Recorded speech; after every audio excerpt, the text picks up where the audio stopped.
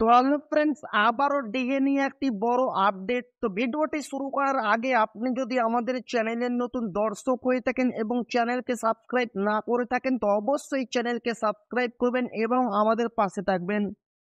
তো ভিডিওটি শুরু করা যাক। তো প্রথমে দেখেন, বাড়ছে ডিএ, টানা দাবির পর সুরাহা। কবে সরকারি কর্মীদের অ্যাকাউন্টে আসবে বাড়তি টাকা? আর এই মাসে লটারি লাগবে কেন্দ্রীয় সরকারি কর্মীদের। রিপোর্ট অনুযায়ী সব ঠিকঠাক থাকলে সেপ্টেম্বর মাসে ফের একবার বাড়বে ডিএ। লোকসভা ভোটের আগে 4% ডিএ বেড়েছে কেন্দ্রীয় সরকারি কর্মীদের। বর্তমানে তারা 50% হারে ডিএ পাচ্ছেন। চলতি মাসেই ফের একবার বাড়বে ডিএ। এদিকে এই আবহে মহার্ঘ ভাতা নিয়ে পুর নিগম সরকারি কর্মচারীদের ভালো খবর শোনালেন খোদ মুখ্যমন্ত্রী। বাড়বে ডিএ আশ্বাস মুখ্যমন্ত্রীর। সম্প্রতি পুর নিগম কর্মচারীদের সংগঠনের প্রতিনিধিদের সঙ্গে বৈঠক করেন মুখ্যমন্ত্রী।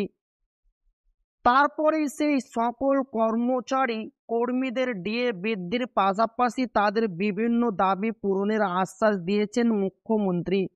জানিয়ে রাখি, সম্প্রতি রাজ্যের সচিবালয়ে পুর নিগম কর্মচারীদের মহাসংঘের সঙ্গে বৈঠক করেন উত্তরাখণ্ডের মুখ্যমন্ত্রী পুষ্কর সিং ধামি।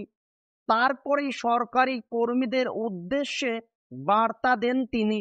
মুখ্যমন্ত্রী জানিয়েছেন, 2024 সালের জানুয়ারি মাস থেকে রাজ্য সরকারি কর্মচারীদের যে মহার্ঘ ভাতা বাড়ানো হয়েছে, এবার থেকে তার আওতায় আসবেন পুর নিগম কর্মচারীরাও।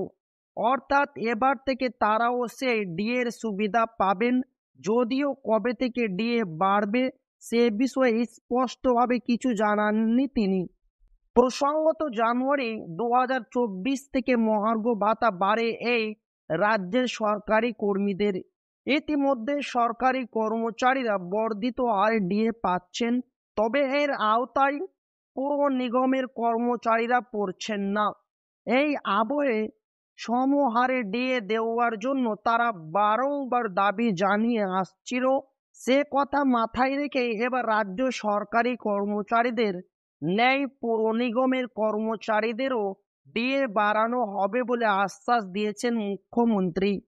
এদিকে যখন কেন্দ্রের দেখানো পথে হেঁটে একাধিক রাজ্য ও সরকারি কর্মীদের ডিএ বৃদ্ধি করছে, সেখানে এখনো ডিএর দাবিতে আন্দোলন চালাচ্ছেন বাংলার সরকারি কর্মীদের একাংশ।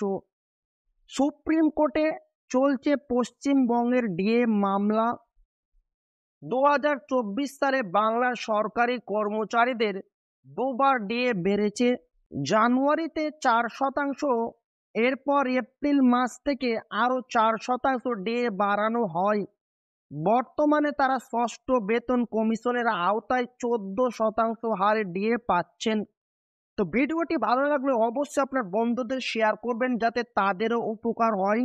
আর আপনি যদি এখনো আমাদের চ্যানেলকে সাবস্ক্রাইব না করে থাকেন তো অবশ্যই চ্যানেলকে সাবস্ক্রাইব করবেন এবং আমাদের পাশে থাকবেন।